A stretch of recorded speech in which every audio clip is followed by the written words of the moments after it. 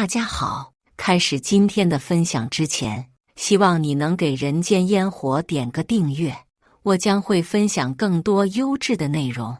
我轻轻放下睡着了的女儿莹莹，还是感觉胸口有些胀，打算拿吸奶器来吸一下。自从有了莹莹，老公总是调侃我是个奶牛，因为女儿从出生以来就不爱喝奶粉。为了确保奶水的充沛，我在吃饭上都是什么下奶吃什么，一口不敢含糊。刚撩起衣服准备放吸奶器，婆婆就抱着大姑姐3岁多的孩子李乃文进来了，连门都不敲。我赶紧把衣服扯下来，微微皱眉：妈，你什么不敲门？都是女人，有什么不能看的？婆婆一边说，一边把李乃文放在我的床上。李乃文顺势一脚把鞋蹬了下来，在床上蹦蹦跳跳起来。看着被踩在脚下的枕头，我心中的不悦又增添了几分。婆婆知道我有轻微的洁癖，却总是不当一回事。还没等我制止，婆婆就开口了：你姐不知道从哪听来了一个偏方，说乃文小时候母乳没喝够，才有了这个流口水的毛病，现在得需要喝母乳来治。没等我反应过来，婆婆接着说：反正你奶水多，我寻思着就让乃文喝你的吧。我想都没想，直接拒绝了。妈，乃文又不是我的孩子，怎么能喝我的奶水？婆婆却一脸不以为然，又不是直接对嘴喝，你是他舅妈，喝你2口奶怎么了？那乃文喝了，莹莹喝什么？我知道老人家重男轻女，可莹莹怎么着也是他的亲孙女，总不至于这么不讲理吧？婆婆嘿嘿一笑，又不是不够吃，你这不是都得拿吸奶器来吸？志刚都跟我说了，说你奶水足得很，他平时都直接趴上面喝。我被婆婆说得脸色通红，心里暗骂老公那个蠢猪，什么话都往外说。这时候我们都没注意到，李乃文正在婴儿床旁边撩着莹莹的衣服。听到莹莹细嫩的哭声，我们才往床边看去。莹莹的衣服早就被李乃文脱了一半了。我急忙冲过去抱起莹莹，慌忙之中，李乃文被我推倒在地。可此时此刻，我顾不上那么多了，我只担心我的女儿有没有受到欺负。还没来得及检查莹莹的身体，李乃文就像一头小兽一样冲我们娘俩撞了过来。别看李乃文还不到4岁，但平时被家里好吃好喝的伺候着，力气真的不小，给我撞了个趔趄。眼看着刚刚安静下来的莹莹又因为受到惊吓哭了起来，我忍不住冲她发起了脾气：李乃文，你想干嘛？你刚把我推倒了，我从小到大就没人这么对我，我撞死你们！李乃文气急败坏地冲我嚷嚷，然后转头跟我婆婆说：外婆，舅妈欺负我，她想摔死我。只听我婆婆抱起她那任性的大外孙说：等我帮你打他，咱们还回来。没工夫理会他们祖孙俩的一唱一和，我边哄莹莹边仔细检查着莹莹身上有没有伤口。不看不知道，莹莹的脖子上居然被种了草莓，我简直被气得抓狂，厉声质问李乃文为什么要这么做。没想到他理直气壮地跟我说：我妈妈脖子上也有，上次我回家就看到那个叔叔就是这么给妈妈。婆婆知道我一向看不上她那个私生活混乱的大女儿，生怕落下画饼在我手里，所以李乃文还没说完，婆婆就一把捂住了她的嘴。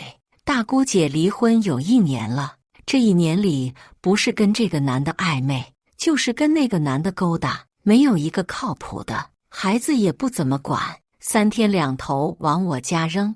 一开始我也是心疼李乃文，还帮他带一带。后来莹莹出生了，我就把精力全部放在莹莹身上了。可我没想到大姑姐这么不注意，让孩子小小年纪就接触到这些成年人的把戏。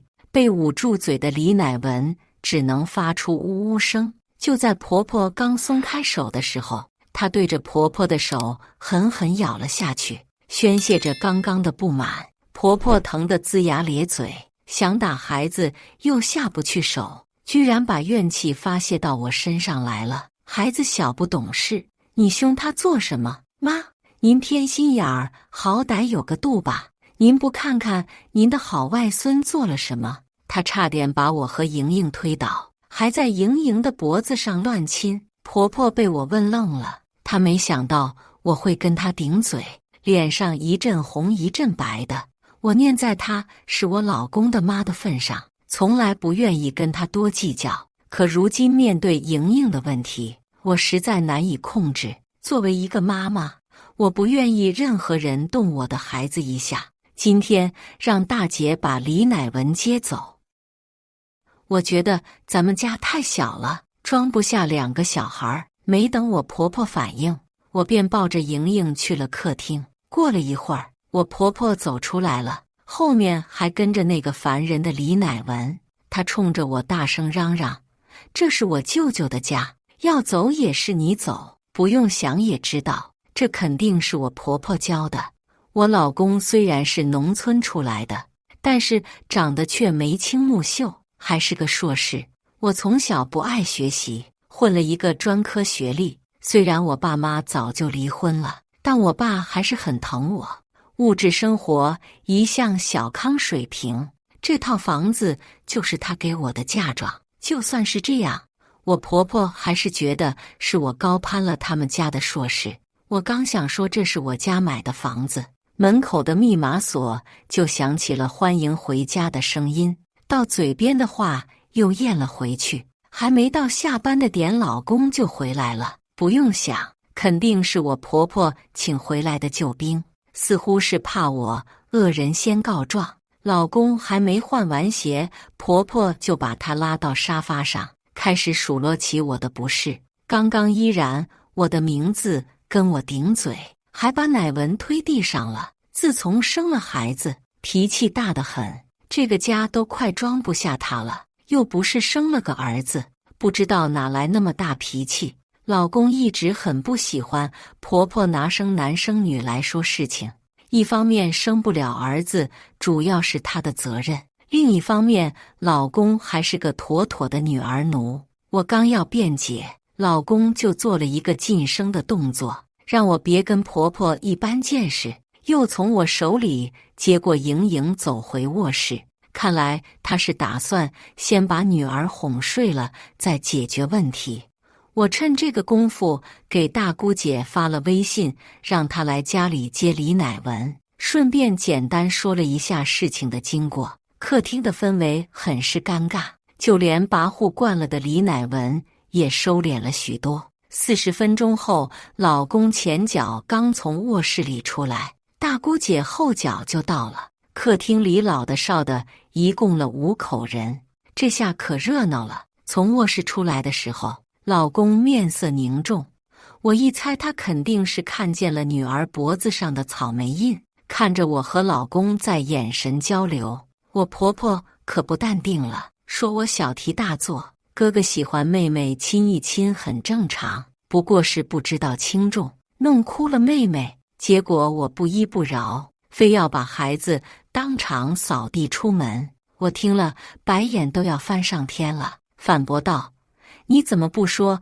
李乃文差点把我们娘俩推倒呢？”戴姑姐冷哼一声，指着李乃文说：“这么小的孩子能推得动你们？他孩子什么力气，他没数吗？”没等我反驳，老公就不耐烦地对她说：“姐，你平时太惯着乃文了。”转过头又对我婆婆说：“妈，依然刚生完孩子没多久，你不应该跟他吵架。”说完不再理会他们，拉着我的手检查我身体，紧接着问我和孩子有没磕碰到，眉宇间满是心疼。我摇了摇头，心里却暗爽，就知道我没选错男人。眼看着我老公要倒戈了，大姑姐又开始挑拨离间，摆出了娶了媳妇忘了娘那一套说辞，指责老公对婆婆说话语气冲。明眼人都知道，自从我公公去世后，我们就把婆婆接到城里，跟我们同吃同住，平时做饭家务都是我们一起干，从来没亏待着她半分，还顺带着帮忙照看李乃文。大姑姐是典型的得了便宜卖乖，可能是也觉得自己语气不好。老公突然沉默了，大姑姐见自己的话起了作用，更是变本加厉。她一副市侩的样子，叉着腰说：“这要是在古代，表兄妹都是可以做夫妻的，他们还小，看看亲亲怎么了？况且乃文长得也帅，你们家莹莹一点亏没吃。”我实在想不到为什么大姑姐能说得这么冠冕堂皇，兔子急了都还咬人呢。我要不是还有理智，我都想撕烂她的嘴。再看看老公的脸，也是黑得一塌糊涂，感觉下一秒就要控制不住了。察觉到情况不妙，婆婆赶紧扯了扯大姑姐的衣服，用眼神示意她少说两句。大姑姐也后知后觉，赶忙闭了嘴，打算先带着李乃文离开我家，并不喜欢吵吵闹闹的。我决定退出客厅，率先回了卧室，留下他们一家人进行扫尾工作。时间还早，我就眯了一会儿，再睁眼，天都黑了，感觉肚子有点饿，就想去厨房找点吃的。没想到我还没踏进厨房，就听见了婆婆和老公在嘀咕。原来他们没经过我的同意，就让大姑姐把冰箱里的母乳拿走了。直到我故意弄出了声响，他们这才意识到我在门口。我虽然不高兴，但也理解老公的难处，不舍得他夹在中间为难。看着老公欲言又止的样子，我替他说出了他想说的话：“姐为了供你读书，早早就去打工了。她为家里付出了很多。”婆婆在一旁搭起了腔：“可不就是吗？你姐就是没读过多少书，人还是不坏的。”我嗯了一声，没再说话。婆婆也知道自讨没趣，就回自己房间了。晚上老公给我煮了面，这个事情就谁也没再提。最近家里少了闹腾的李乃文，倒是清静了许多。不过婆婆倒是隔三差五的就出去一趟，还带着我存在冰箱里的母乳。不用想，我也知道肯定是给李乃文送去了。虽然心里觉得膈应，但如果这真能治好李乃文爱流口水的毛病，也算是给莹莹积阴德了。因此索性就睁一只眼闭一只眼了。本以为日子就这么平静地过下去，没想到又出幺蛾子了。这天中午，婆婆从大姑姐家回来的时候，把李乃文带回来了。看着我探究的眼神，婆婆没有丝毫地不自在，理所当然地跟我说，李乃文他们幼儿园又让居家了，孩子没人看，只能带回来。我点了点头，没多说什么，毕竟婆婆的面子还是要给的。李乃文就像回自己家一样，看见我随意地喊了声舅妈，就在玄关口轻车熟路地换了拖鞋，随即就蹦到沙发上，打开了电视，一边看一边吆喝着：“外婆，我饿了，快点去做饭啊！”之前的气早就消了，所以我看着眼前这一幕，便没有再多说什么。去厨房洗了一些水果，让李乃文先垫一下。作为一个舅妈，我感觉我已经是仁至义尽了。可饭后的事情让我永生难忘。吃完饭，我一般喜欢陪莹莹睡个午觉，今天依旧如此。躺在床上，很快我便睡了过去。睡梦中，我隐约觉得有人在蹭我的胸口，迷迷糊糊的，我还以为是我老公，娇嗔了一句别闹，就继续睡去。可胸口的动静一点没消停，甚至把我的衣服都撩起来了。受不了骚扰的我实在睡不着了，一睁眼却发现李乃文正在我床上，躺在我的身边，手放在我的胸上。上次的事情看来并没有让李乃文长记性，我赶紧坐起来，慌乱地整理好衣服，又怕把莹莹吵醒，所以不敢冲李乃文大声嚷嚷，一下子委屈涌在心头，眼泪止不住地掉。我冲出卧室，把婆婆喊出来。婆婆看我那又哭又气的样子，忙问李乃文刚刚发生了什么。李乃文一脸坦然地看着我们说，我想直接喝舅妈的奶，尝尝跟之前喝的口感有什么不一样，就撩了她衣服。婆婆这次也终于觉得不妥，和我异口同声地制止了她，接着往下说，哎呦，我的小祖宗，你能不能老实点？婆婆苦口婆心地对李乃文说，因为无奈脸都皱成了包子。不过我可做不到好声好气了，咬着牙让婆婆立刻把李乃文带走。我一分一秒也不想看见他。习惯了被人捧着的李乃文忍受不了我对他的反感，冲着我又骂又叫，然后扭头跑进了我的卧室。我刚追过去，他就锁上了门。妈，快！备用钥匙，莹莹在里面。我急得在门口乱了分寸。我真的怕李乃文会因为报复我做出什么伤害莹莹的事情。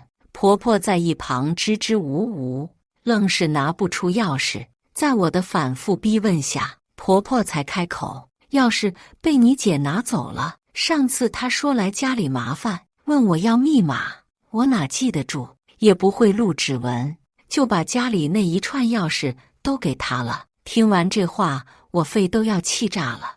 我家的所有钥匙在一个外人手里，这都什么事儿？你现在给你儿子闺女打电话，让他们赶紧过来。我跟婆婆已经完全没有了好语气，但当务之急不是掰扯这个的时候，是要保证莹莹没有事。乃文，你把门开开，你跟妹妹两个小孩子在卧室里，太危险了。我趴在门上，一边听着里面的动静，一边哄着李乃文，乃文，你出来，舅妈带你去吃你爱吃的必胜客。我不吃必胜客，我要吃母乳，直接吃。李乃文嚣张的声音从门里传来，我连连说好。此时此刻，李乃文要我的命，我都答应。我太担心莹莹了。伴随着卧室门口传来窸窸窣窣的声音，我听到了莹莹撕心裂肺的哭声。这让我悬着的心更是直接提到了嗓子眼，内疚、不安，各种情绪交织着，我也忍不住再次流下眼泪。门一开，我摔了个趔趄，跌跌撞撞跑向婴儿床，可眼前的一幕刺痛了我的眼睛。莹莹白皙的脸上全是彩笔图画的线条，颗颗硕大的泪珠在脸上和线条汇合再晕开，异常诡异。而罪魁祸首就是那个一脸得意的李乃文。我抓起床头的湿巾，胡乱抽出一张来在莹莹的脸上擦拭，又担心下手太重把莹莹擦疼。看着女儿的花了的脸，我觉得自己好没用。此刻外面的世界与我无关了，我的眼里只有莹莹。我只想把莹莹的脸擦干净，数不清用了多少的湿巾，连老公什么时候进的卧室我都不知道。他走进我们，一把抱住我和莹莹，让我觉得安心。他摸着我的头，跟我说他都知道了，李乃文已经被大姑姐接走了，钥匙也还回来了。我刚要开口跟他说话，可刚刚止住的眼泪再次从眼眶中汹涌而出，到嘴边的话全都变成了抽噎。他轻轻擦去我的眼泪，跟我说以后不会让人欺负我们。在他的安抚下，我慢慢睡了过去。接下来的1个月，家里总算是恢复了风平浪静。婆婆知道自己理亏，没有再作妖，大姑姐也没有再出现。趁着天好，我约着闺蜜雅萌带着孩子去商场转转，顺便再问问我老公升职的事儿。雅萌的老公是我老公的领导，当初也是托了他的关系，我老公才顺利入职的。差不多上午10点钟，我和亚萌在商场门口见面。由于都带着宝宝，没怎么逛，我们就去了一家西餐厅，准备吃午饭了。点完菜，我就开始吐槽最近我家发生的这些事儿。自从结婚以后，我们都很少这么聚在一起了。终于有人可以当我的树洞了，在家里和老公再亲密，那也是他的家人，我不好多说什么。刚说我大姑姐正起劲儿的时候，亚萌突然踢了踢我的鞋子，让我往窗外看。好家伙，说曹操就到。我大姑姐正挽着一个男人的胳膊逛街呢，想不到你这个大姑姐魅力还挺大，这男朋友一茬接一茬的，跟韭菜一样。亚萌吃着牛排还不忘调侃一下，这可能就是少妇的魅力吧。你这个少妇也别忘了多吹吹枕边风，我老公的工作还得靠你呢。玩闹归玩闹，正事儿可不能耽搁。哎呀，没问题，咱俩谁跟谁，对吧？亚萌答应得很爽快，我心里也就有底了。吃完饭，我们又坐了一会儿，便各回个家了。晚上刚吃完饭没多久，大姑姐居然破天荒的一个人来我家了，手里还拿着不少东西，估计是今天逛街买的。还没等我开口，她便堆着满脸的笑容跟我客套起来。弟妹呀，之前呢，是我不懂事，太惯着乃文了，给你和莹莹带来那么大的麻烦，姐给你道歉，你千万别往心里去。说着便把手里的东西往我怀里塞。我扫了一眼，都是什么阿胶糕、养颜液之类的东西，但都是一些没听过的杂牌。他敢送，我还不敢吃呢。看我没有接的意思，老公顺势拿过去放在茶几上，给了大姑姐个台阶。姐你破费了，刚好依然的都快吃完了，不过孩子小，我们不跟他计较，你也别放心上。但是我还是得提醒下你，有时间多管管乃文，可别再那么惯着了。大姑姐连忙说是，接着又说自己孤儿寡母的，物质上给不了孩子什么，只能在情感上多弥补一点了。其实大姑姐也是个值得同情的女人，看她这副诚恳赔不是的样子，我也不好再说什么了。婆婆也跟着打圆场，说什么一家人不说两家话，她做主以后大家还是亲密的一家人。大姑姐看气氛烘托到这了，赶忙趁热打铁，说她最近跟朋友一起打算开一个电子烟店，就在南浦街那块儿，人来人往的，地段好，肯定能赚钱。这一刻我深刻体会到了什么叫无事不登三宝殿，黄鼠狼给鸡拜年。我真的无语了，我刚刚还以为他是真的来道歉的。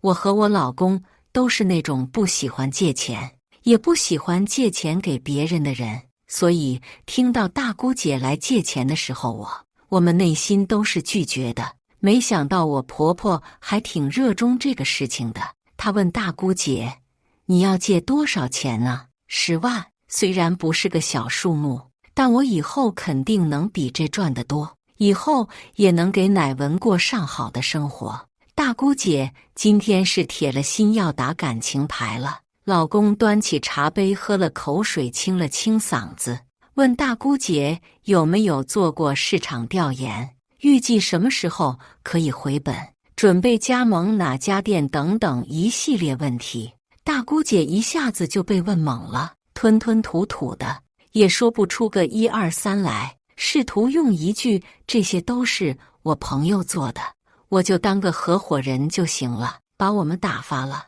我突然想起来，今天在商场跟大姑姐在一起的那个男人，看着就不像个正经人。我合理怀疑大姑姐口中的朋友就是她的新男朋友，但我又不确定，于是试探性地问他：“你什么朋友啊？怎么认识的？靠谱吗？”大姑姐这下像是被踩了尾巴一样，嗓门提高了很多：“靠谱啊，当然靠谱。我交个朋友还得跟你报备一下吗？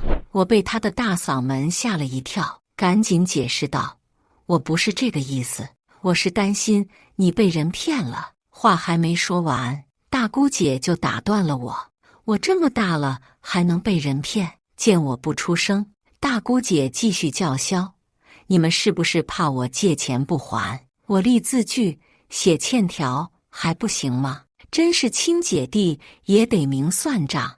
我当年供你老公读书的时候，可没想着让他还钱。每次只要说点什么，大姑姐总能扯到这上面来。她心里一直觉得我老公亏欠她的，但当初她自己本身也没多爱读书。这下好了，这套道德绑架一出来，我老公也不说话了。见自己的目的达到了，大姑姐说要回家陪孩子就走人了。大姑姐走后，我把今天在商场偶遇大姑姐和那个男人的事情跟老公说了，还跟他说我怀疑大姑姐的朋友就是她的新男朋友，让她心里有个数，别到时候当了冤大头。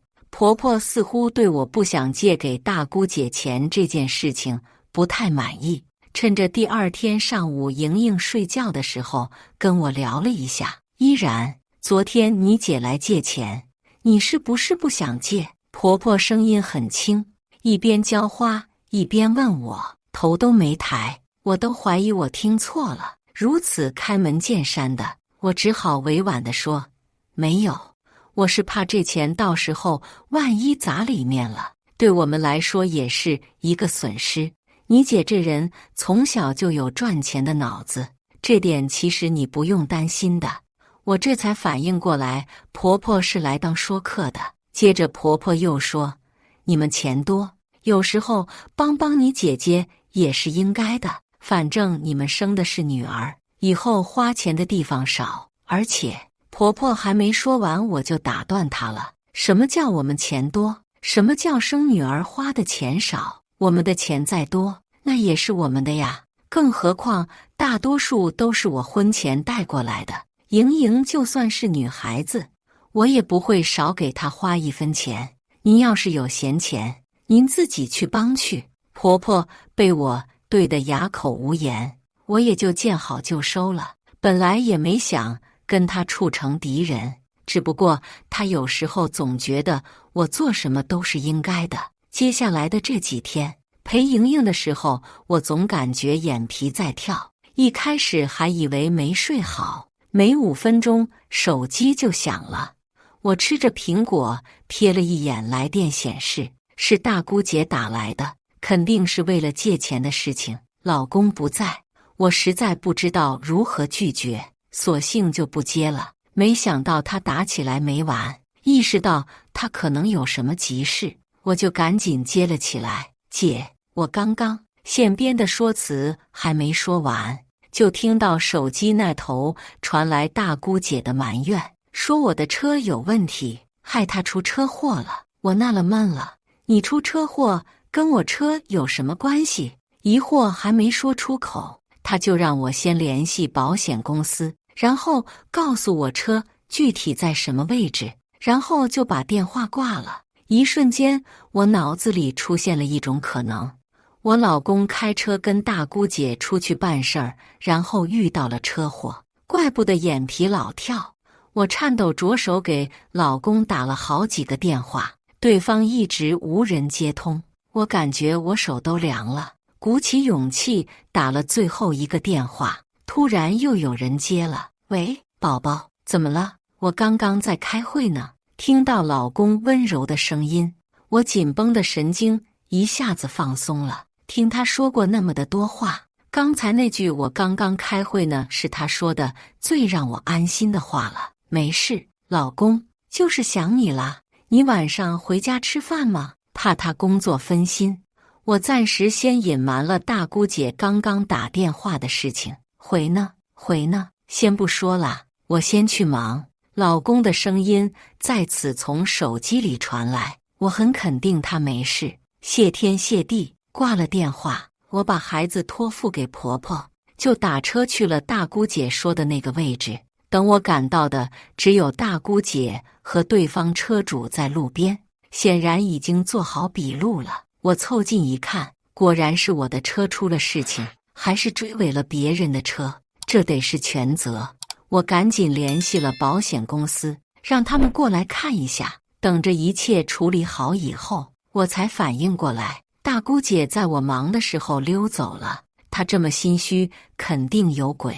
回家的路上，我猜肯定是我婆婆把我车钥匙偷拿出来给大姑姐了。可大姑姐没有驾照，怎么把车开这么远的？越想越不对劲。进了家门，发现老公已经回来了，桌子上是做好的晚饭。扫了房间一眼，都没看到我婆婆。我指了指婆婆卧室的门，用几乎听不到的声音问老公：“妈呢？”老公用同样的声音跟我说：“看孩子呢，说头疼吃不下饭。”这个反应想必是知道了我已经猜到他偷拿我车钥匙给他闺女这件事情了。我洗完手坐在餐桌前，一边吃饭一边问老公：“你都知道了？”老公点了点头：“对不起，宝宝，我替妈跟你道歉。她就是心疼姐，没什么坏心思。在此之前，我一直觉得我会很生气，至少也是要说2句的。但老公突如其来道歉，让我没了脾气。我握住老公的手，心里全是对他的心疼。我说：“你没必要道歉，事情已经处理妥了。但是我有知情权。是谁开的车？”老公依旧是那副失落的样子。“是姐的一个朋友，男朋友吧？”我反问，却是肯定的语气。老公含糊地嗯了一声，我也就不再追问了。隔天，我让老公请了1天假，打算一起去医院看一下那个素未谋面的姐夫。毕竟他是开着我家的车出事的。有意思的是，一直到我们出门，婆婆都没有在我面前出现过，看样子是在故意躲着我。因为车报修了，我们只能是打车过去。到医院门口的时候，买了一些水果。进了病房内，就看到大姑姐在给她那个男朋友削苹果。见到我们，那男的还有点不好意思。我把水果放在病床前的柜子上，问大姑姐人伤得严重吗？她说还行，就断了1条腿。然后接下来就是持续的沉默。毕竟我们跟大姑姐的男朋友也不太熟。我其实心里还挺好奇，那么宽的路怎么就给人撞上了？但人家毕竟还断着1条腿呢，我也没好意思多问，又随便扯了几句无关痛痒的话。我提议我和老公先回去，不打扰病人静养了。到了电梯口时，发现大姑姐也跟在了我们身后。姐，你不用送了。老公按完电梯回过头来跟大姑姐说。我却感觉事情没那么简单。那个，你们看看能不能把医药费交一下？我们暂时一下子拿不出来那么多钱，而且又是开你们的车出的事情。眼看着电梯口的人越来越多，我示意他们2个去了楼梯间，别在大庭广众之下丢人现眼。果真，到了阴暗的楼梯间，大姑姐就露出了真实的面目。大姑姐一改刚刚的唯唯诺诺，问我们要5万块钱，算是赔医药费了。老公这次想都没想拒绝了，他皱紧了眉头，说出了我心里想说的话：我们的车撞成那个样子都没问你们赔偿，你们现在却问我要医药费，这是什么逻辑？我拉紧了老公的衣袖，让他不要那么激动。说实话，我确实很少见到老公失态，想必是最近发生的一系列事情让他觉得他的家庭让他有些失望吧。大姑姐拢了拢头发，跟老公说：“你别用这种眼神看我，你们那车子都停在那里多久不开了？说不定早就有问题了。现在是我们倒霉，开了你的车出了事，那5万就算不是医药费，也是为你们挡灾的钱了。”大姐毫不掩饰自己的贪婪，句句都是为要钱做铺垫。这言语，这思路，难怪我婆婆说她会赚钱呢。老公站在我身边，嘴唇紧抿着，看样子是对大姑姐无话可说了。于是我开了口：“你坐在副驾驶上，车怎么出的事？你应该清楚。那个男人跟我们非亲非故的，我们为什么要给他掏医药费？我还没告他偷我们家车呢，那是妈给的我车钥匙，怎么能是我们偷的呢？你可别不讲理，污蔑人要讲证据的。你非这么说，你还不如直接把妈告了呢。”话落，大姑姐又转头看向我老公，看看你娶的好媳妇，为了5万块钱要大义灭亲呢。好在老公了解我的为人，不至于被大姑姐的一面之词带跑偏。他搂了搂我的肩，算是安抚我。大姑姐还要说什么？楼梯间的门忽然开了，我们都默契地闭了嘴。都是成年人了，家丑不可外扬的道理大家还是懂的。等那人走远了，大姑姐似乎也想起了还有个病号需要照顾，留下一句别忘了医药费，就匆匆离开了。大姑姐一走，老公就顺手蹲在了墙边，他仍然低着头，压抑或者发酵着自己的情绪。我知道他在心烦什么。他曾说过，他的家庭让他自卑，这不是他的错，却成了他心里的结。我站在老公面前，环抱住他的脑袋，轻轻地跟他说：“不就是5万块钱，我们给他们就是了。”我不知道我能做什么让老公开心，但我尽量减少他的烦恼。听着他靠着我的肚子闷闷地说：“宝宝，有你真好，我便什么都值得了。”过了半个月，车终于修好了，4S店让我去把车开回来。我本来想让我老公去开车，可他说走不开，我就自己去了，反正也不远，因为老公上班离家很近。有了莹莹以后，我们也很少出门，所有车平时都在车位上停着。想不到这车这么久不开了，里面都还挺干净的，就是脚垫有些脏。看着今天天气不错，我动了清理一下的念头，说干就干。回楼上拿下来吸尘机，不打扫不知道，这灰尘到处都是，比天天开的车也少不了多少。等到清理后排的时候，我傻眼了，车座下清理出来一个用过的避孕套，我脑子一下就宕机了。我的车里怎么会有这种东西？思前想后，我觉得是大姑姐和她那个男朋友用的，这也太恶心了，在别人的车里干这种事情，想扔掉又下不去手拿，只好等老公下班回家再处理。下午老公刚一回家，还没进家门，我就把他拽到楼下了。到了车跟前，他还一头雾水地看着我，问我要干嘛。我二话没说，打开后座车门让他自己看，一个干瘪瘪的避孕套就躺在车里，相当显眼。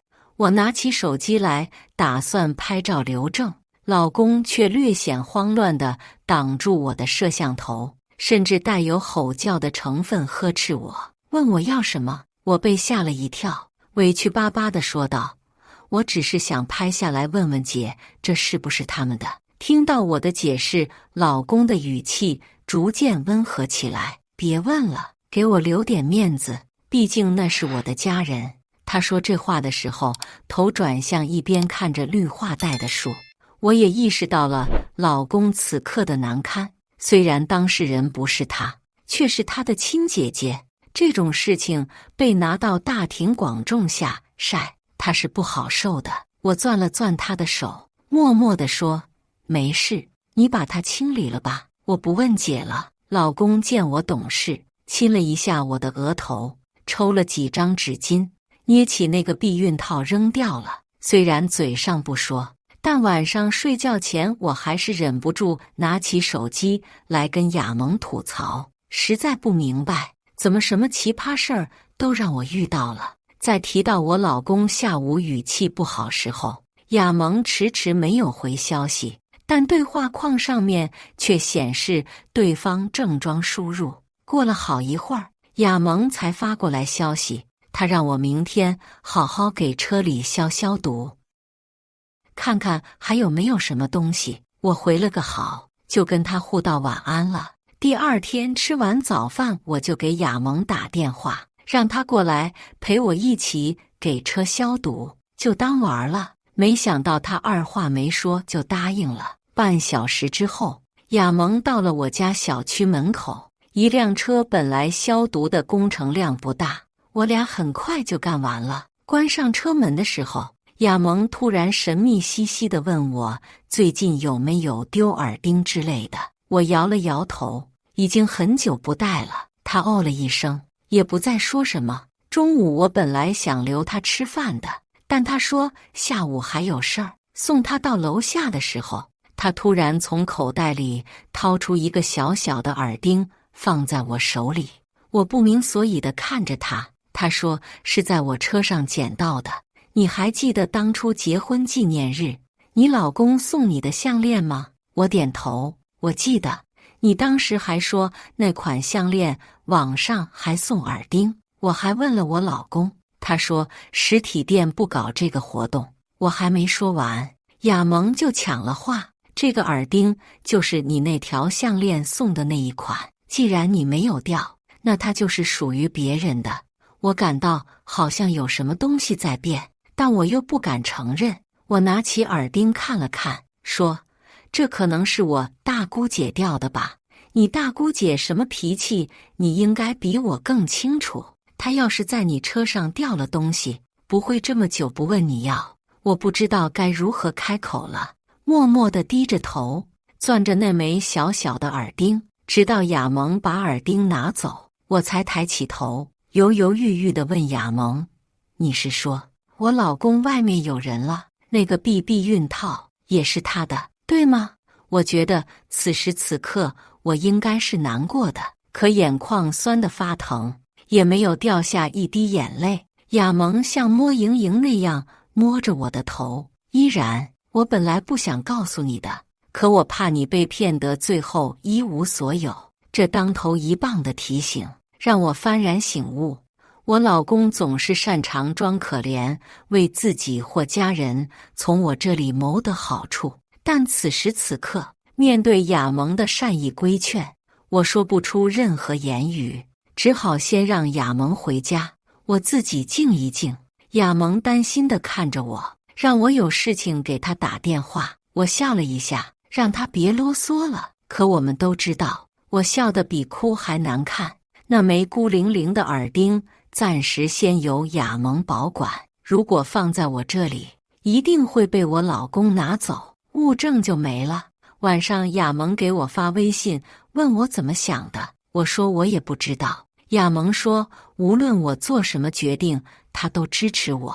有个好朋友真的很好。已经是凌晨1点了，我却没有丝毫的睡意。老公早已入睡，鼾声在安静的黑夜里异常清晰。很是怕吵的莹莹居然从来不会被吵醒，看来血缘真的很奇妙。老公的手机就放在床头柜上，我不知道他睡觉前是否和那个女人有联系。我想看他的手机，又担心他会突然醒来，脑子里一片混乱，在看与不看之间徘徊。等我意识到我在干什么的时候，他的手机已经鬼使神差地出现在我手里了。我深呼吸了好多次，试图让自己不那么紧张，可手心的汗却出卖了我当下的心情。我在害怕，我害怕发现什么，我不知道该怎么办，又害怕什么都没发现，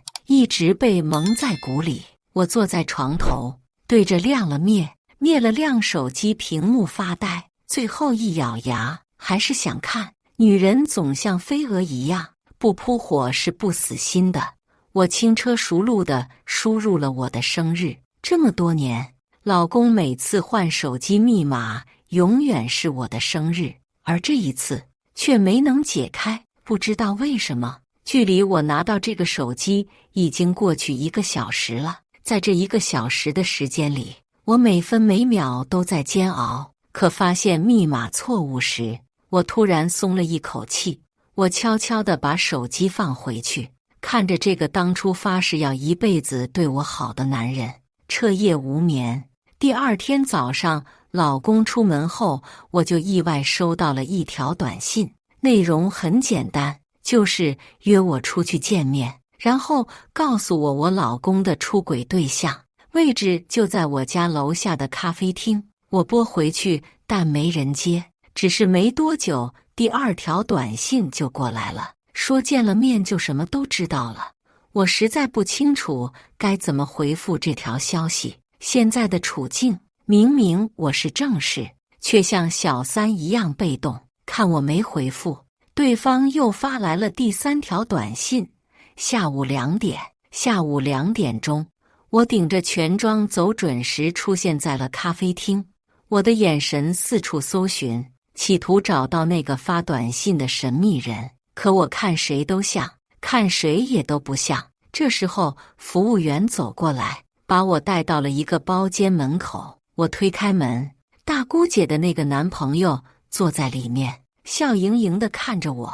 见我站在门口，一脸防备，男人先开口了：“你不进来，是想让大家都听听你老公出轨的事情。”我虽然知道孤男寡女共处一室不安全，但家丑不可外扬，我只好进去把门关上。见我坐下，男人拿出自己的手机，屏幕正对着我，画面中一男一女赤身裸体的纠缠在一起，此起彼伏的呻吟声让我瞬间羞红了脸。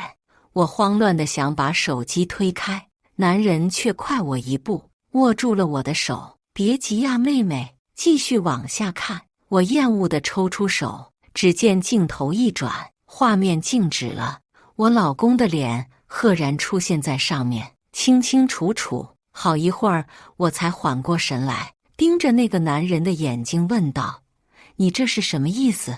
男人好像很满意我的反应，翘着二郎腿，徐徐地开口：“10万，视频给你，这个女人的信息我也给你，我要是不给呢？”我佯装镇定地问：“如果你不给，你的女儿可能会有危险哦。”男人喝了一口咖啡，贱兮兮地回答我：“莹莹。”我心中一阵没底，拿起手机来给婆婆打电话，响了好久才有人接。“妈，莹莹呢？”因为焦急，我都没有听出来对面接电话的根本就不是我婆婆。妈去楼下跳广场舞了，莹莹跟我在一起呢。大姑姐刺耳的声音从听筒中传来，我默默看了大姑姐的男朋友一眼，感觉这一切不是巧合。见我不说话，大姑姐又说：“我这个人粗得很，莹莹老乱动，这要是一个不小心摔坏了可怎么办？哎，这孩子啊，还是听话最好。”大姑姐话音刚落，莹莹的哭声便响了起来。大姑姐立马道歉说：“莹莹，对不起啊，姑姑不是有意掐你的。”还没等我质问，大姑姐就把电话挂了。我这才意识到他们是一伙的，如今我和莹莹都是案板上的鱼肉。想到这，我激动地拍起了桌子：“你们这是敲诈，是绑架，你有证据吗？我劝你现在还是听话，不然你姐可不是什么仔细的人。”男人轻蔑一笑：“你好好算算这笔账，10万给我，你的孩子平平安安的，你老公出轨的事情你也不用费劲查了，你不亏。眼下我只有答应他的要求，才能保护莹莹。莹莹比什么都重要。我先给男人赚了5万，剩下的得后天给他。我爸给我的店铺刚卖了一批货，还没有结款。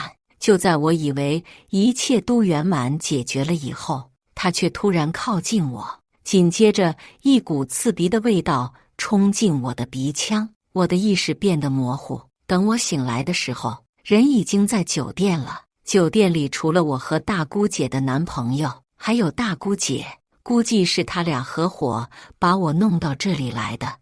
我看了看自己的身上，被脱得一点不剩，只有一条被子裹着，开始害怕起来。我不是答应给钱了吗？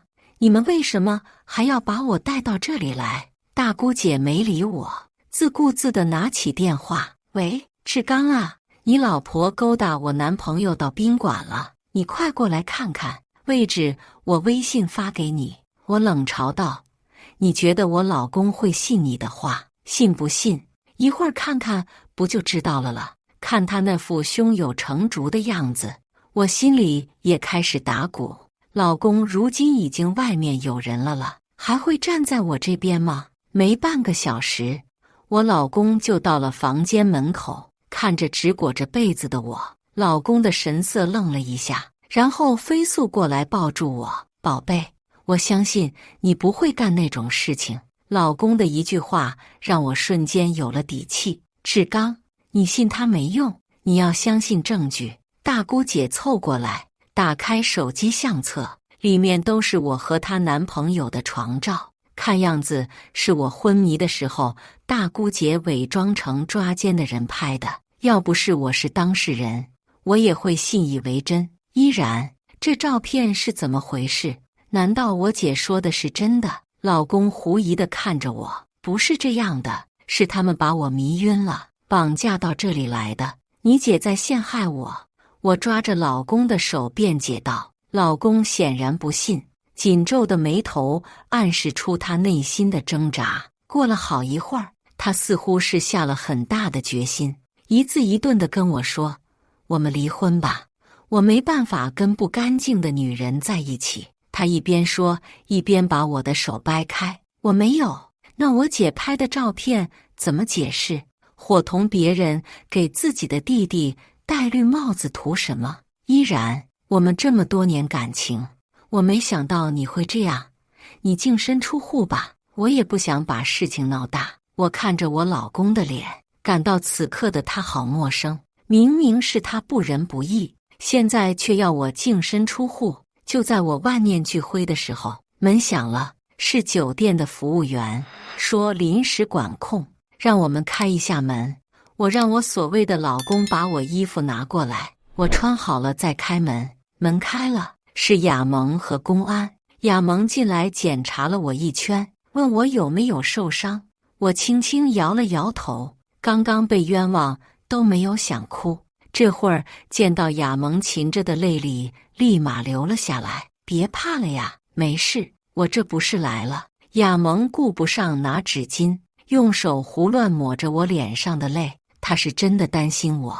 公安也随即进来，说接到亚萌的报警，这里的人涉嫌一起绑架案，需要做一份笔录协助调查。是的，亚萌之所以出现在这里，就是因为在我跟大姑姐通完电话后，我便留了个心眼，拨通了亚萌的电话。她意识到情况不对，立即报了警。根据卫星定位，以最快的时间找到了我。而之前我和大姑姐男朋友的谈话也被亚萌录了音。看到情况不对，大姑姐一脸谄笑地对公安说：政府大哥呀，我们都是一家人，这是我男朋友，这是我弟弟和弟妹，哪有什么绑架不绑架的？别听这女的乱说。说到这儿，大姑姐还不忘用眼神叨一下亚萌，仿佛在怪亚萌多管闲事。亚萌也不是吃素的，马上呛声说：是不是绑架你心里清楚，依然本来是在咖啡厅的，为什么出现在这你心里没数吗？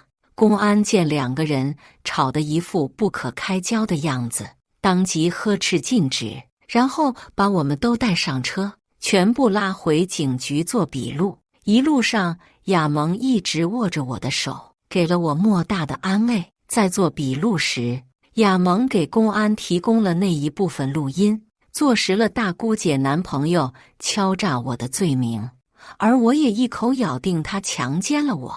证据就是大姑姐手机里的照片。在我以为即将尘埃落定的时候，大姑姐的男朋友为了宽大处理，选择了自首，也道出了我老公的秘密。他说他并没有真的碰我，是我老公伙同大姑姐拉上他演的一出戏，为的就是在我查到我老公外面的女人之前，让我净身出户，拿走我名下的商铺。他断然不可能单纯为了我老公卖命。只不过我老公答应他事成之后给他20万，这才让他决定铤而走险。可他却想两边讨好处，既想从我手里捞一笔，也想从我老公手里捞一笔。就是这种贪念让我们有机可乘，抓住了把柄，录了音。老公被供出来是始作俑者之后，大喊自己是被冤枉的，还要见我一面。我印象里，除了结婚那天，还有我生莹莹那天，老公几乎没在我面前哭过。可现在他在我面前哭得像个孩子，鼻涕全都流到嘴里了，狼狈至极。老公要过来抓我的手，被我一下子闪开。我厌恶地看着他，那个人说的是真的吗？他慌乱地说不是，让我别信别人挑拨离间的话。我冷笑一声，问道：那你姐挑拨我们的话呢？他哑口无言，张了张嘴，最后憋出来一句：我姐不是别人。我突然觉得好累，叹了口气，从口袋里掏出纸巾，仔仔细细地帮老公擦掉脸上的鼻涕和眼泪。你姐不是别人，你妈不是别人，大家都知道你有小三，我和莹莹才是那个别人。说着，我话锋一转，你和小三的视频我看过了，是你姐那个成事不足败事有余的男朋友给我看的。那女的是我商铺的店员吧，身材是不错，就是脑子不好使，偷人的时候耳钉掉我车上了。哎，老公眼底闪过一丝惊恐，刚想说什么辩解，我就捂住了他的嘴。你给他花的钱都是属于婚后财产，我是可以追回来的。说完拍了拍老公的脸，留下一句离婚吧，跟亚萌离开了警局。出了警局，我在旁边的7天开了间房，亚萌叫上他的表弟直奔我家，把我婆婆塞上了车，送到了7天。不管他是不是帮凶，现在他都跟我没关系了，我家可不是外人能随便待着的。不过看他一副理亏的样子，我也能想到他应该早知道的七七八八了。只有我一个人蒙在鼓里。处理妥当以后，我打车去了商铺时，我也不确定视频中的女人是不是我商铺的店员，只不过看着熟悉，没想到真让我猜对了。依然姐，有什么事情吗？她这个甜甜的声音，难怪我老公会喜欢。你收拾一下，明天不用来上班了，这个月的工资也扣了。我扣着指甲头也不抬地跟他说。为什么？他似乎还以为我被蒙在鼓里。你勾搭我前夫，他被我弄进了局子。我劝你也老实一点，你的耳钉在我家呢。我灿然一笑，没给他反嘴的机会，我便转身走了。可我刚出店里没多久，公安就来了。因为我那个不争气的前夫说，强奸的事情他也有份儿。呵，真是狗咬狗。不过已经跟我没关系了，就让他们在里面当一对踩缝纫机的劳碌鸳鸯吧。以上就是今天分享的故事，大家有什么想说的、想吐槽的，欢迎在下方评论交流。也更希望能给人间烟火点个订阅，我将会分享更多优质的故事内容。